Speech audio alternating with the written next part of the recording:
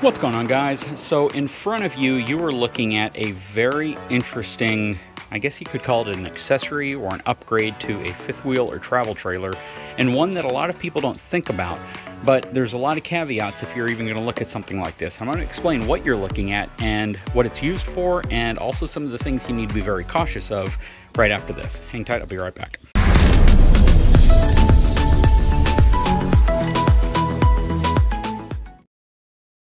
Okay, so in front of you, you are looking at a product from a company called Ultrafab. They make a bunch of really cool, innovative RV-related stuff, and this is called the Ultra Steel Jumbo Roller.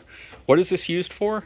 Well, this is used to be mounted on the back end of your trailer, so if you are going over an angle that might be too steep and the back might normally drag, these would hit the ground first and they would roll. It's a very, very heavy-duty roller, kind of like a caster, but this portion right here gets welded on to the back lower portion of your frame.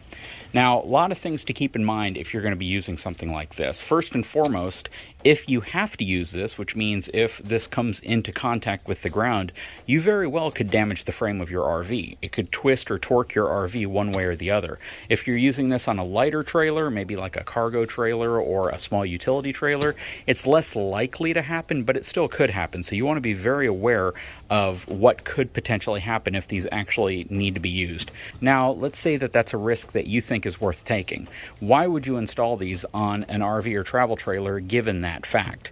Well, the reality is if you don't have something like this on the back, and if you haven't welded this in place and the back of your RV makes contact with the ground, you could tear it off. You could actually rip off the back portion of your RV. It's really kind of one of those you're damned if you do, damned if you don't scenarios. This is really going to help if you need to get free and clear, but again, you just have to be aware that there's potential for damage. Now, the best scenario to use something like this would be in conjunction with boards and maybe something else that you could put under one side so you transfer as much weight evenly as possible. But that being said, you still run a high risk of damaging or bending your frame, so you want to be very careful of that. Sorry, you caught me on a day where it just decided to start sprinkling all of a sudden. Anyways, this specific roller is pretty large. You can see it's 2.5 inches by 3 inches, and the weight capacity, which I don't know if it's actually listed on here, I don't even know if it really matters at the end of the day, only because, again, if this thing comes in contact with the ground, you're seriously close to the ground, and you're using this to avoid potentially damaging your RV further by not having this. So again, if you use something like this, be very, very aware that you could still damage your RV, you could still damage your frame, but it might do less damage, or it will give you an option to get free and clear where you might not normally have that option. Or, let's say you have to call a tow truck out, or you have to call a wrecker to come out to actually get you free. Something like this, again, might ease the ability of getting your RV free. This is one of those things that, again, is used in an emergency. You're not just going to install something like this and plan on using it every time you go out or on every trip.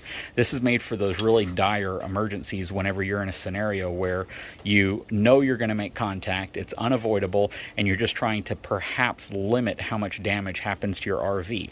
Some of your frames might actually be able to support the weight. You might run into a scenario where this makes contact with the ground, it gently lifts everything up, and you're able to get free and clear. But again, I can't say that that's going to happen. I don't think anybody can say that that's going to happen. That's kind of the hopeful plan, but it's definitely not the assured plan or the guaranteed plan. So I am considering putting these on the RV just in the event I get into a scenario where I do need a little extra help getting over something, so I avoid damaging the back of my fifth wheel, at least excessively. You know, you take a risk with things like this. This is kind of like an airbag. If you have to use it, you've probably already gotten into a wreck. It might just mitigate the amount of damage that happens to you. And like a lot of things, like a bumper could still get damaged if it gets hit. And the whole point of it is to give you some protection on the other side, you know, rather than nothing. So that's kind of what this is, right? These, again, they get welded to the bottom back portion of your frame. I would imagine right on the bottom of your I-beam. If you can reinforce that section, add some cross members, and you can beef that section up, it might help. But also keep in mind, this is likely to void your frame's warranty because you're going to be welding onto your frame. So if you have a brand new RV, you might very well void your warranty only because you're adding material to the frame and you're changing the spec of the frame by putting something like this on. Now, if your RV is out of warranty, well, this might come in really handy, right? This is definitely something that you might want to consider. eTrailer, which is my channel sponsor, sent these to me. I actually requested these a long time ago after I saw somebody who got in a situation to where pulling forward after the back of their RV had made contact with the ground actually tore the whole back off of the RV, and it caused significant damage. So I figure maybe this is better than nothing. Maybe this could at least help you work your way free and get you out of a predicament that you find yourself in, where you know that if you didn't have these, you would have far more damage, or you would have an increased likelihood of damage. What these will do is limit that friction. It will limit that resistance that just a plain wall or the bottom of your frame would normally have whenever it's making contact with the ground. Now, keep in mind, these elevate off the ground by about 3 inches. So it's 2.5 inches this way, 3 inches deep. So it's definitely going to extend that contact point to the ground. So if you only had a few inches to clear and all of a sudden you have this on there, you could actually make it more difficult to clear. So I would generally recommend, if you're going to install something like this, you would install this slightly above the lower portion of the frame rail, so the frame maybe rests right here. It would take some fabricating. You'd have to figure out how you're going to do it, but only so this very bottom portion sticks out. So you know they're only coming in contact with the ground in the event that you need them, and in the event that they will prevent contact from the back of your RV to the ground versus the roller itself.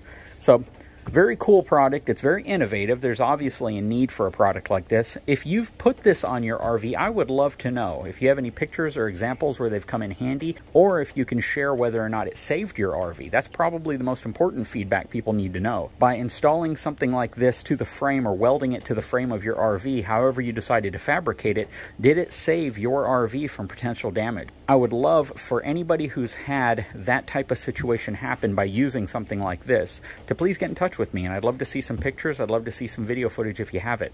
Anyways, guys, I didn't want to make an overly long video, but I did want to go over this product because I am going to get these installed here in the near future.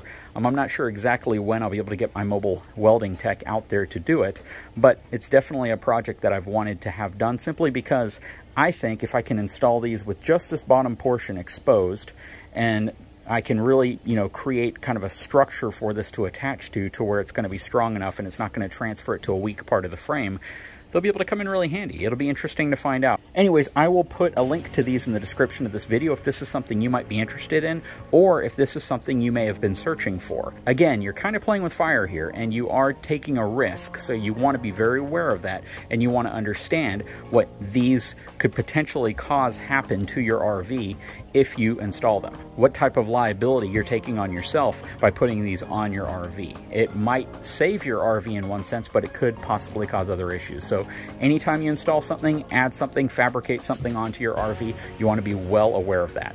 Anyways, guys, I sure hope you enjoyed this video. If you haven't had a chance, please take a moment, subscribe to my channel, give me a thumbs up, and we'll talk to you soon, hopefully on a less rainy day.